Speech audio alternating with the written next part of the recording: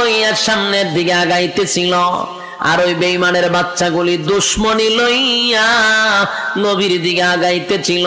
নবী যায় রে মহব্বত লইয়া, তারা আসে দুশমনি লইয়া। নবী যায় মহব্বত লইয়া, তারা আসে দুশমনি লইয়া। আল্লাহর হাবিব মুস্কি মুস্কি হেসে সামনের দিকে যায়। হায় রে, গতকালকে কালেমা পড়াইছিলাম আর আজকে মনে হয় গো বন্ধুদেরকে লইয়া আসছে প্রকাশ্যে কালেমা পড়বে।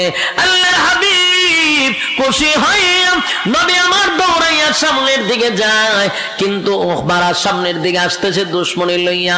ঠিক এরই মাঝখানে উকবা তুতু দেওয়ার আগেই নবীর চেহারা মুবারকের দিকে যখন তাকাইছে, উকবার ভিতরে একটা মসুর মারছে। এত সুন্দর চেহারার মধ্যে কেমনে গো আমি তুতু মারি? কোরআনে আল্লাহ নিজে বলেন,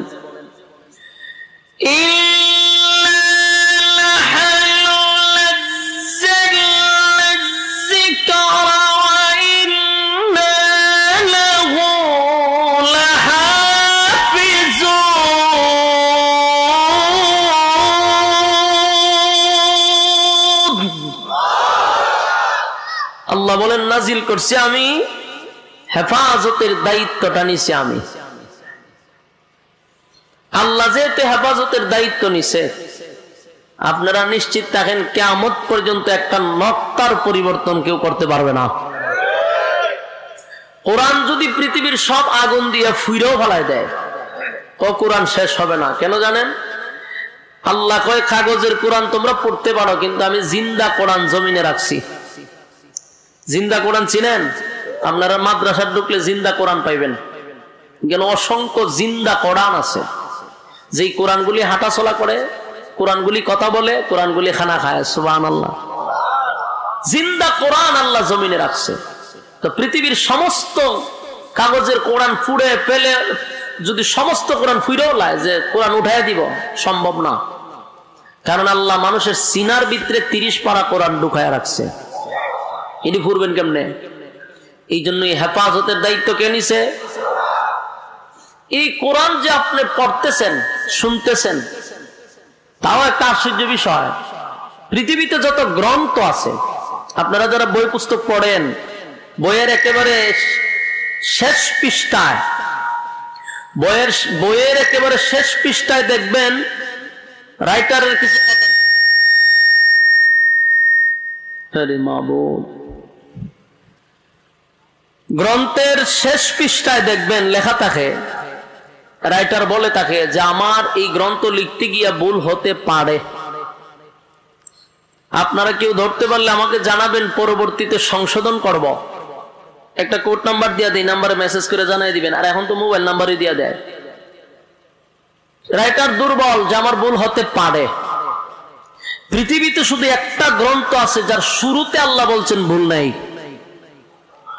আপনার এলাকাতে সুবহানাল্লাহ আছে? থাকলে কইবেন। পৃথিবীতে একটা গ্রন্থ যেটার শুরুতে কি বলছে? ভুল নেই। সুবহানাল্লাহ, সুবহানাল্লাহ। কারণ এই রাইটার দুর্বল না, ঠিক না? পৃথিবীর সমস্ত রাইটাররা দুর্বল। সে লিখার পরে কনফার্ম হতে পারছে না, তার অবশ্যই ভুল হতে পারে, এটা সে স্বীকার করে। আর রব্বে কারীম কোরআন নাজিল করে হেডলাইনই বলে দিছে ভুল নাই। সুবহানাল্লাহ।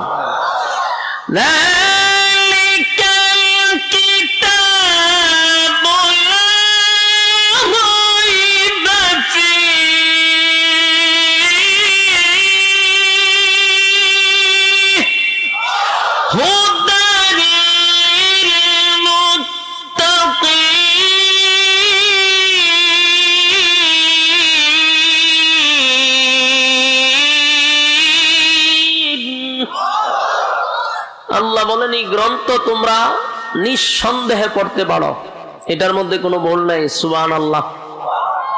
আপনারা সেই কোরআন থেকে কথা শোনার জন্য আসছেন, ওলামায়ে কেরামের জবান থেকে কথা শোনার জন্য। ওলামায়ে কেরাম যা বলে কোন ধরনের সন্দেহ আছে আপনারা? কথা বলে কোথার থেকে? কোরআন থেকে। সুতরাং এখানে কোনো ভুল নাই। আল্লাহ আমাদেরকে ধৈর্যের সাথে বোঝার তৌফিক দান করুক, আমিন। আলোচনার শুরুতেই বলছি, আপনারা ভোলার মানুষ, আর আমার বাড়ি জানেনি কোন? সিলেট হবিগঞ্জ। তো আপনারা আমরা কিন্তু অনেক দূরত্ব, ভাষাগত দিক দিয়ে অনেক দূরত্ব, সুতরাং আমিও বোলাতে এই আমার আজকে লইয়া 2 বার আসছি। তো আপনাদের সাথে আমার পরিচিত কম, আমার সাথে একটু হ্যাঁ না ঠিক বেঠিক বলবেন, পারবেন? আপনারা যদি একটু আওয়াজ দেন তাহলে আমার কথা বলতে উৎসাহ হবে, আগ্রহ তৈরি হবে। পারবেন না ইনশাআল্লাহ? একটু মেহরবানি করে আওয়াজ টাওয়াজ দিয়েন। আমি আপনাদের সামনে মহাগ্রন্থ আল কোরআন থেকে 2টা আয়াতে কারিমা তেলাওয়াত করছি। আয়াতগুলিকে সামনে রেখে কিছু কথা বলতে চাই, এবং এই আয়াতগুলি আল্লাহ কেন নাজিল করলেন, কোন কারণে নাজিল করলেন, এই বিষয়টা আমরা একটু বোঝার চেষ্টা করি। কোরআন নাজিল হয়েছে কোন সময় আল্লাহ কোন ঘটনারে কেন্দ্র করে নাজিল করছে, কোন সময় রব্বে কারীম কোন প্রশ্নের উত্তরে নাজিল করছে, কোন সময় কোন সমস্যার সমাধান দেওয়ার জন্য নাজিল করছে। আমার তেলাওয়াতকৃত আয়াতটি নাজিল হয়েছে একটা সমস্যার সমাধান দেওয়ার জন্য, রাসূলকে সান্ত্বনা দেওয়ার জন্য। আয়াতগুলি মক্কাতুল মুকাররমায় নাজিল হয়। রাসূল সাল্লাল্লাহু আলাইহি ওয়াসাল্লাম ওনার প্রায় 63 বছরের জিন্দেগিতে ওনার 3টা অধ্যায় আছে। এর প্রথম অধ্যায়, দ্বিতীয় অধ্যায়, তৃতীয় অধ্যায়। প্রথম অধ্যায়ে চলে গেছে রাসূলের প্রায় 40 বছর, এর পরের অধ্যায়ে গেছে 13 বছর, এর পরের অধ্যায়ে গেল 10 বছর। 40 বছর ক্বাবলান নবুয়ত, রাসূলের নবুয়তের আগ পর্যন্ত, কোরআন নাজিল হওয়ার আগ পর্যন্ত এই 40 বছর চলে গেল। 40 বছর রাসূল মক্কাতে অবস্থান করছেন। রাসূলের একটা শত্রুও ছিল না, কোনো বিরোধিতা ছিল না, সমালোচনা ছিল না। 40 বছর পূর্ণ হওয়ার পরে রাসূলের বিরোধিতার অভাব নাই, সমালোচনার অভাব নাই।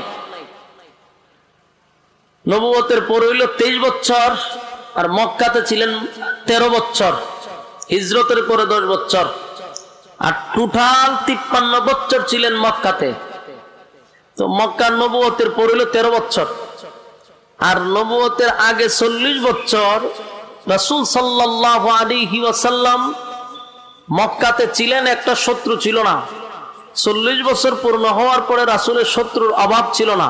এই সমস্যাটা কেন হইল? আগে শত্রু ছিল না, এখন শত্রু অভাবও নাই। 40 বছর রাসূল জীবন যাপন করছেন, নীরব জীবন, আদেশও নাই, নিষেধও নাই। যেখানে আদেশ নাই, যেখানে নিষেধ নাই, এখানে শত্রুও নাই। আপনি যখন আদেশ করবেন, নিষেধ করবেন, তখন আপনার শত্রুর অভাব থাকবে না। এটা হলো সমাজের সবচেয়ে বড় বাস্তবতা। খারাপ কাজে বাধা দিবেন, অসৎ কাজে নিষেধ করবেন, তো আপনার শত্রু বেড়ে যাবে। আর যদি আপনি চুপ থাকেন, ভালো তো নাই মন্দ তো নাই, আপনার শত্রু নাই। এটা হলো বুবা। বুবার কোন শত্রু আছে? 40 বছর রাসূল ছিল নীরব জীবন, আর 40 বছর পূর্ণ হওয়ার পরে আদেশও ছিল, নিষেধও ছিল, তাই রাসূলের শত্রুও ছিল। এখন আদেশ কি আর নিষেধ কি? 40 বছর পূর্ণ হওয়ার পরে আল্লাহর পক্ষ থেকেই মেসেজ আসছে যে আপনি এখন আর চুপ থাকলে চলবে না, মানুষের সামনে আপনি তুলে ধরুন লা ইলাহা ইল্লাল্লাহ, নেই কোনো মাবুদ আল্লাহ ছাড়া। এরপরে বলেন মুহাম্মাদুর রাসূলুল্লাহ সাল্লাল্লাহু আলাইহি সাল্লাম, আপনি আল্লাহর বান্দা এবং রাসূল। এতদিন ছিলেন শুধু আব্দুল্লাহর পুত্র মুহাম্মদ, আর এখন থেকে শুধু মুহাম্মদ না, আপনি হলেন মুহাম্মাদুর রাসূলুল্লাহ। কথা বুঝতেছেন? একটু আওয়াজটা দিয়ে, আজকে আমার কথা বলার মন মানসিকতা নষ্ট হয়ে গেছে। আপনার এই আওয়াজ দিকটা, মাইকেরও আওয়াজ নাই, আমার মন মতো আওয়াজটা পাইলাম না। যেমন আছে আমি এমন কথা বলবো, কিন্তু আপনারা একটু কথা বললেন। সম্মানিত শুধু রাসূল সাল্লাল্লাহু আলাইহি ওয়াসাল্লাম আল্লাহর পক্ষ থেকে এই মেসেজ পাওয়ার পরে রাসূল কিন্তু বসে রইল না। মানুষকে রাসূল ডাক দিয়ে আইনা দাওয়াত খাওয়ানোর উদ্দেশ্যে মানুষকে একত্রিত করছে। কইরা রাসূল আল্লাহর পক্ষ থেকে এই মেসেজটা মানুষের কান পর্যন্ত পৌঁছায় দেওয়ার চেষ্টা করছিল। প্রথম আবু লাহাব এই জিনিসটা বুঝতে পেরে যে মুহাম্মদের উদ্দেশ্য খাওয়ানো না, নিশ্চয়ই অন্য কোনো উদ্দেশ্য আছে, আবু লাহাব এখানে একটা ফেস লাগাই দিল গালাগালি করতে লাগলো, পুরা মজমাটাই নষ্ট করে দিছে। তখন পারলো না, পরবর্তীতে রাসূল আবার তাদেরকে একত্রিত করছে একটা পাহাড়ের উঁচু টিলায় দাঁড়াইয়া। আগে উঁচু পাহাড়ে দাঁড়াইয়া এইভাবে লাল কাপড় দেখাইলে মানুষ বিপদ মনে করে দৌড়ায় এক জায়গায় ভিতর। রাসূল কানে সবাইকে একত্রিত কইরা আল্লাহর পক্ষ থেকে পাওয়া মেসেজ তাদের কান পর্যন্ত পৌঁছায়া দেওয়া। রাসূল তাদেরকে প্রথম বলছেন, আপনারা আমার রক্তের বংশের, আমাকে আপনারা আল আমিন বলে উপাধি দিচ্ছেন, জীবনে মিথ্যা বলি নাই, আপনারা নিজের মুখে স্বীকার করছেন। তা আমি কোনো সময় মিথ্যা বলি নাই, এখনো যা বলবো মিথ্যা না। আমি যদি আপনাদেরকে এখন বলি আমার পিছনে একদল বাহিনী আছে, অস্ত্র নিয়ে আপনাদের উপরে হামলা করবে, এই কথাটা কি আপনারা বিশ্বাস হবে? সকলেই এক বাক্যে বললো অবশ্যই বিশ্বাস হবে। রাসূল জিজ্ঞাসা করলো, কেন বিশ্বাস হবে? আমরার জিন্দেগিতে আপনার জবান থেকে মিথ্যা কথা বলতে শুনি নাই। সুবহানাল্লাহ। তো রাসূল বললেন, আজকেও যা বলবো মিথ্যা না। তোমরা যে সমস্ত জিনিসের গোলামি করতেছ, যেগুলাকে আল্লাহ মনে করতেছ, প্রভু মনে করতেছ, এগুলা তোমাদের খোদা হতে পারে না। তোমরা সৃষ্টির গোলামি করতেছ, স্রষ্টার গোলামি করতে হবে। আর আমাদের মালিক কয়জন? তুই আল্লাহর রাসূল বলেন, লা ইলাহা ইল্লাল্লাহ, নেই কোনো মাহবুদ আল্লাহ ছাড়া। তোমরা যে সমস্ত গোলামি করতেছ, এটা 360টা নিজের হাতে বানাইছো খোদা।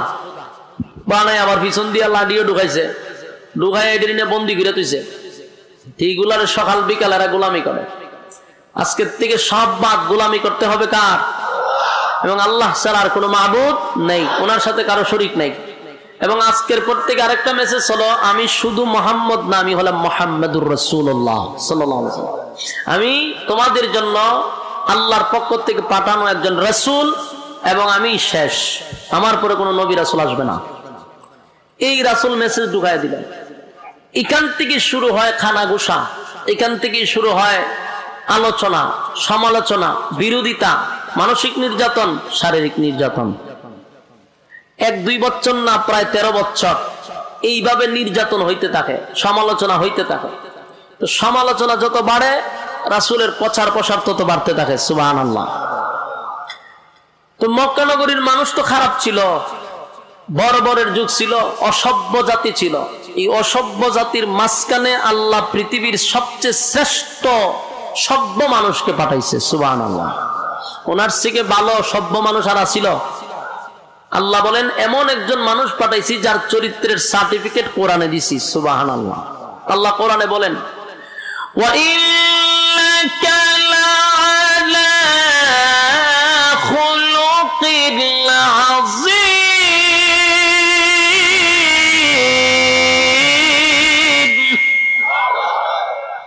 খুলুক আযীম আমি দান করছি।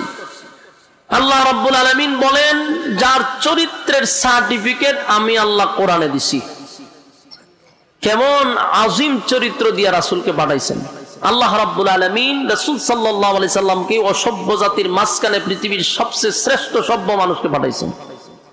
তো শুনেন, ওখানকার মানুষ খারাপ ছিল, কিন্তু তাদের মধ্যে কিছু গুণ ছিল আবার ভালো, যে গুণগুলা আমাদের মধ্যে থাকা দরকার, যে গুণগুলা আমাদের মধ্যে থাকা দরকার। এর মধ্যে উল্লেখযোগ্য একটা গুণ ছিল, তাদের মধ্যে একটা ভালো অভ্যাস ছিল, যেটা আজও আপনি মক্কাত গেলে পাইবেন, আজও আপনি মদিনায় গেলে পাবেন। তাদের এই অভ্যাসগুলি এখনো আছে। উল্লেখযোগ্য একটা গুণ ছিল, তারা যতই খারাপ হোক, এদের মধ্যে একটা গুণ ছিল, তারা মেহমানদারি করাইতে পছন্দ করত। এই গুণটা আপনি মক্কায় যান, এখনো যারা হাজী সাহেব আছেন তারা জানেন, এখনো কিন্তু এই গুণ তাদের মধ্যে আছে। তারা মেহমানদারি করাইতে পছন্দ করত। আল্লাহর কাছে এই গুণটা বড় ভালো লাগছিল। এরা মানুষকে খাওয়াইতে খুব পছন্দ করে। তো রাসূল সাল্লাল্লাহু আলাইহি সাল্লামের যুগে তখনও মানুষ খাওয়াইতো তারা, যদিও তারা মূর্তি পূজারী ছিল, কিন্তু মানুষ খাওয়াইতো। এদের মধ্যে জাহান্নামের একজন সিল মারা ছিল, উকবা ইবনে আবু মুআইদ। হে সিরিয়ায় ব্যবসা করার জন্য গেছিল। তো ব্যবসার এক পর্যায়ে তার প্রচুর টাকা লাভ হয়েছে। লাভের টাকা নিয়ে আসে আর চিন্তা করে, আমি মক্কায় গিয়া মানুষদেরকে খাওয়াবো। বলুন তো দেখি, উদ্দেশ্যটা খারাপ না ভালো? ভালো, ভালো একটা পরামর্শ। আর আমাদের সমাজে বেশি টাকা লাভ হইলে লাভের টাকা আবার লাভে লাগায়। কিন্তু সে বেঈমান হয়েও চিন্তা ভাবনা করলো, আমি লাভের টাকা দিয়া মক্কাতে গিয়ে মানুষ খাওয়াবো। তাই মক্কায় আইছে। খানা যে খাওয়াইবেন চিন্তা করতেছে সবাইরে খাওয়াই তো লাভ নাই, খাওয়াইবই যেহেতু সবচেয়ে ভালো মানুষটারে খাওয়াবো। তো ভালো মানুষকে চোখ বন্ধ করে দেয়, আল্লাহ রাসূলের চেয়ে ভালো মানুষ আর কেউ নাই। সুবহানাল্লাহ। অথচ এখানে কিন্তু বিরোধিতা তখন চলতেছে রাসূলের ব্যাপারে, চতুর্দিক দিয়ে বিরোধিতা চলতেছে, কিন্তু এরপরও হেও কিন্তু রাসূলের বিরোধিতা করে। তারপরও তার মাইন্ডে আসছে রাসূলের চেয়ে ভালো মানুষ কেউ নাই। সে গেছে রাসূলের কাছে গিয়া বলতেছে যে আমি আসছিলাম একটা বিষয় নিয়ে আপনার কাছে, আমার বাড়িতে একটু মানুষ খাওয়াবো, তো আপনি যদি আমার বাড়িতে দাওয়াতটা রাখতেন তাহলে আমি আপনাকে ওখানে রাইখে আপনারা খাওয়াইতাম। অভাব অনটনের সময় সবার পেটে কিদা, সাথী সঙ্গীদের পেটেও কিদা। রাসূল তেমন একটা খুশি না, কারণ সাথী সঙ্গীদেরকে এখনো দাওয়াত দেওয়া হয় নাই। সাথী সঙ্গীদেরকে সহজে দাওয়াত দেওয়া হয়েছে, রাসূল খুব খুশি হয়েছে, কারণ সবার পেটে পাথর, পেটে এত কিদা। রাসূল বলেন তোমার দাওয়াত আমি রাখলাম। সাথী সঙ্গী নিয়ে তার বাড়িতে গেছে, গিয়া দেখে অনেক মানুষ আরো আসছে, রাসূলকে দস্তরখানা বিছাই দিছে, খানা খাবে।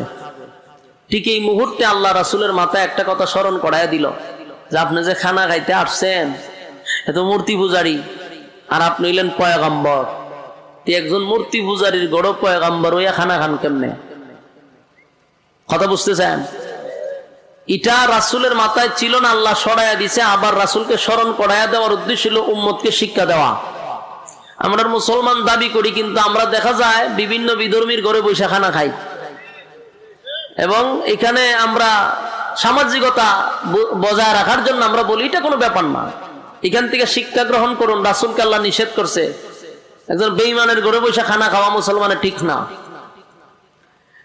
রাসূল কই ইন্না লিল্লাহি, কথা তো আমার স্মরণ নাই, আসলে তো কথা ঠিক, আমি একজন পয়গম্বর আর হে একটা মূর্তি পূজারী, এখানে আমি খানা খাই কেমনে? তাহলে খানা খাওয়া যাবে না। রাসূল দাঁড়ায় গেছে, উখবা এসে দেখো কই যান, খানা খাবো না কেন? তুমি একজন মূর্তি পূজারী, আমার তো এটা স্মরণ ছিল না, পেটের কি দা, আমি তোমার এখানে চলে আসছি, দাওয়াত দিছ, কিন্তু তো আমার তো মাথায় ছিল না তুমি যে একজন বিধর্মী, তুমি মূর্তি পূজারী, আর আমি একজন আল্লাহর পয়গম্বর, তোমার ঘরে আমার খানা খাওয়া ঠিক হবে না।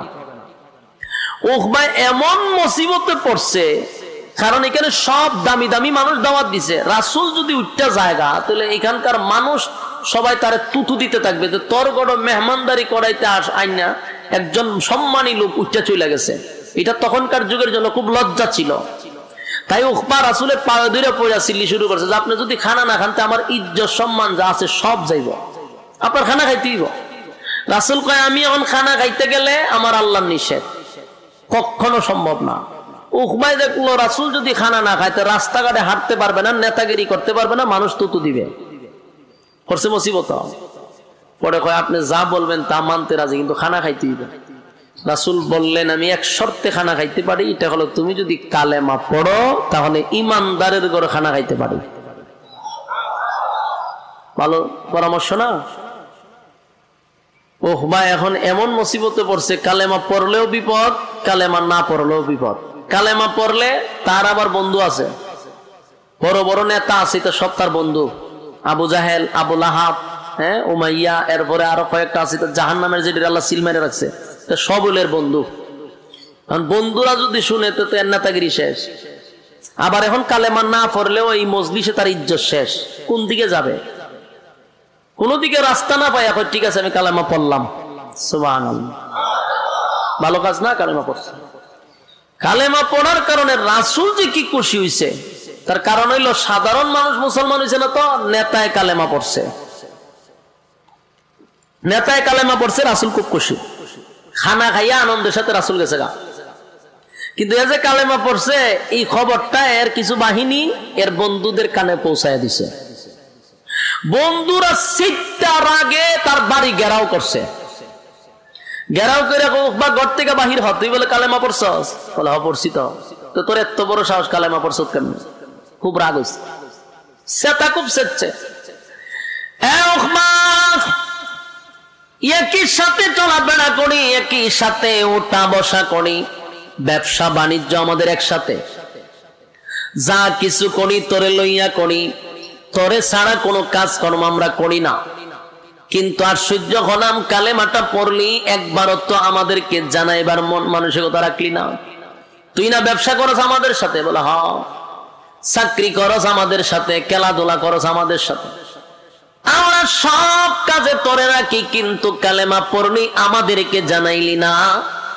দুস্তরে একসাথে বোতল খাই, বোতল যদি অর্ডার দিস 4-5টা বোতলের মধ্যে তোর নামে একটা বোতল থাকে, বোতল বুঝছেননি?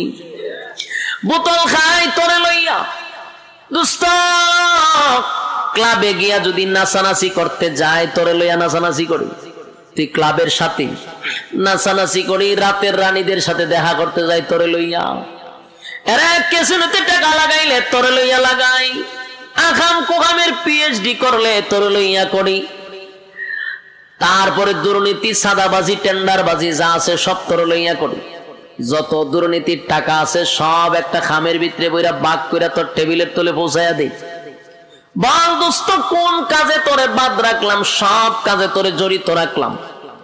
আমাদের অবৈধ টাকা তোর কাছে যায় গোপনে খামের ভিতরে, নাচানাচি তোরে রাখি, বোতল খাবার তোরে রাখি, সব জায়গায় তো বন্ধু তোরে রাখছি।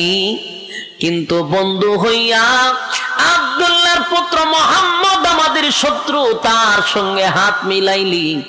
তুই না নেতা হইতে চাস? আজকের পর থেকে আমরা তোরে ঘোষণা দিলাম, বন্ধু মহলের মধ্যে যে কষ্ট তুই দিছস, আজকের পর থেকে তোর সাথে কোনো সম্পর্ক নাই, তোর সাথে আমাদের কোনো পরামর্শ নাই, বোতল খাওয়া নাই, কেসিনো যাওয়া নাই, দুর্নীতিত নাই, টেন্ডারবাজিত নাই, কোনো কাজেই তোরে রাখবো না। বন্ধু মহল থেকে তোরে আমরা বয়কট করে দিলাম। যুবক ভাই, দিলের কান লাগাইয়া কথাগুলি শুনবেন, বিশেষ করে ইয়াং জেনারেশন যারা, এখনকার জেনারেশনদের জন্য কথাগুলি খুব গুরুত্বপূর্ণ। কারণ আজকের সমাজ ধ্বংস হয় একমাত্র বন্ধুর কারণে। যা নষ্ট হইতেছে সব বন্ধু, যেখানে যাইবেন সেখানে বন্ধু জড়িত। এই জন্য আমি আপনাদের কাছে নসিহত করব, যারে তারে বন্ধু বানানো যাবে না। যখন যারে মনে চায় বন্ধু বানাইবেন না। আপনার জীবন ধ্বংস হওয়ার জন্য, কেরিয়ার ধ্বংস হওয়ার জন্য, লাইফ ধ্বংস হওয়ার জন্য বন্ধু যথেষ্ট। এই যুবক ভাই, একটু আওয়াজ দিবেন। আপনাদের জীবন নষ্ট হওয়ার একটা পথ হলো বন্ধু। কারণ বন্ধু এমন এক জিনিস, বউয়ের কাছে যেটা কয় না এটা বন্ধুর কাছে কয়। আমার ভাষা বুঝুন আপনারা? বন্ধুর কাছে এমন কিছু কথা কয় যেটা প্রিয়তমা স্ত্রীর, তাহলে বন্ধু জায়গাটা মারাত্মক। বন্ধু এমন একটা জিনিস, বন্ধুর কাছে সব বিষয় কিন্তু শেয়ার করা হয়। তাই আপনার জীবন ধ্বংস হওয়ার জন্য বন্ধুই যথেষ্ট। বন্ধু বানানোর ক্ষেত্রে খুব সাবধান। এর যুবক ভাই, উকবার বন্ধুগুলা ছিল মারাত্মক, ডেঞ্জারাস। এই বন্ধুর কারণে উকবা তো নষ্ট এমনি ছিল, আরো নষ্ট হয়েছে। সব দিক দিয়া বন্ধু জড়িত। আপনারা যদি ইতিহাস পড়েন, ফেরাউনের ইতিহাসও যদি পড়েন, ফেরাউন ধ্বংসের একমাত্র কারণ হলো ফেরাউনের বন্ধু। ফেরাউনের ইতিহাস যারা পড়ছেন দেখবেন, ফেরাউনের বন্ধু ছিল হামান। হামাইন্না কিন্তু ফেরাউনের বুদ্ধি দিয়া দিয়া খুদা পর্যন্ত বানাইছে। ফেরাউন্না কইছিন, আমি যে খুদা হইতে চাই, আমারও তো মানুষে ফিডাইব। হামাইন্না কয় কোনো ফিডাফিডি নাই, তোরে খুদা বানানির দায়িত্ব আমার। কে কয়? বন্ধু কয় তোরে খুদা বানানোর দায়িত্ব আমার, শুধু কর্মসূচি এখন থেকে শুরু কর, প্ল্যান শুরু করে দেখ। তাহলে ফেরাউনকে ধ্বংস করছে বন্ধু হামান।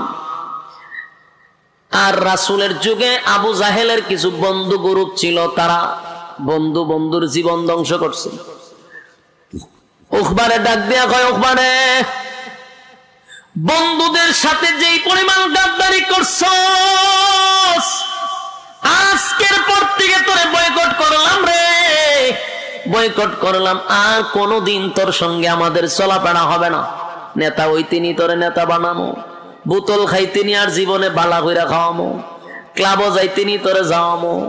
আজকের পর থেকে তোর সাথে আমাদের কোনো উঠা বসা নাই, তোরে বয়কট করলাম।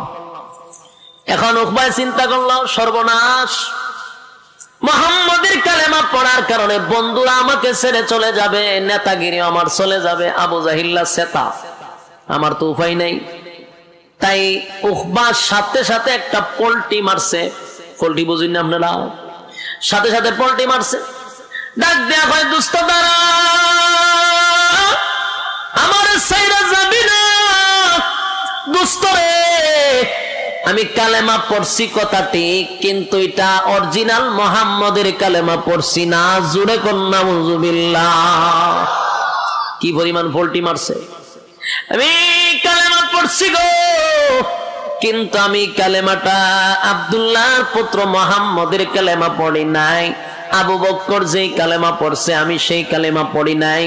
উমর যেই কালেমা পড়ছে সেই কালেমা পড়ি নাই। এখন বন্ধুরা কয়, তুই কোন কালেমা পড়ছ? দুস্থ রে, আমি পলিটিক্সের কালেমা পড়ছি। বলার মানুষ পলিটিক্স বুঝেননি? আপনারা আওয়াজ নাই কেন? আওয়াজ নাই, বক্তা শুধু আওয়াজ কেন দিতেন? চিন্তা করতেছেন যদি হুজুরের দাম বাইরা জায়গা। হ্যাঁ, এরকম চিন্তা ভাবনা আছে আপনারা?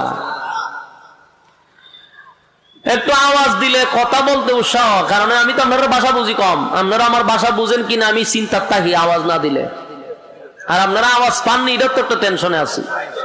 তাহলে একটু কথাও তখন আমি আমার বাসায় ওয়াজ করলে তো ওয়াজ হইতো না, খবর জিয়ারত হইব। মাশাআল্লাহ, যে সুন্দর ভাষা আমরা, সিলেটের ভাষা। আমি আপনারা বুঝেন ওই ভাষাই কিন্তু ইউজ করতেছি। এরপরে যদি না বুঝেন তাহলে তো কপাল খারাপ। বুঝেন যে এটা তো আমার বুঝাইতেইব, যে হ্যাঁ না মাধ্যমে আমার বুঝাইতেইব। একটু দিলের কান লাগায় শুনেন, বিশেষ করে যুবক, ইয়াং জেনারেশন। আজকে তোমাদের জন্য এই কথাগুলি খুব প্রয়োজন, বৃদ্ধদের জন্য না, শুধু আমাদের যুবক ভাইদের জন্য কথাগুলি একটু দিলের কান লাগায় শুনেন। যা করছেন আজকের থেকে ব্রেক দিতে হবে। যার তার সঙ্গে বন্ধুত্ব হবে, যারে তারে বন্ধু বানানো যাবে। যুবক ভাই, উকবার ডাক দিয়ে কয়েক কালেমা পড়ি নাই, সাথে সাথে পল্টি মারছে। আমি কালেমা পড়ছি গো। কিসের কালেমা পড়ছ?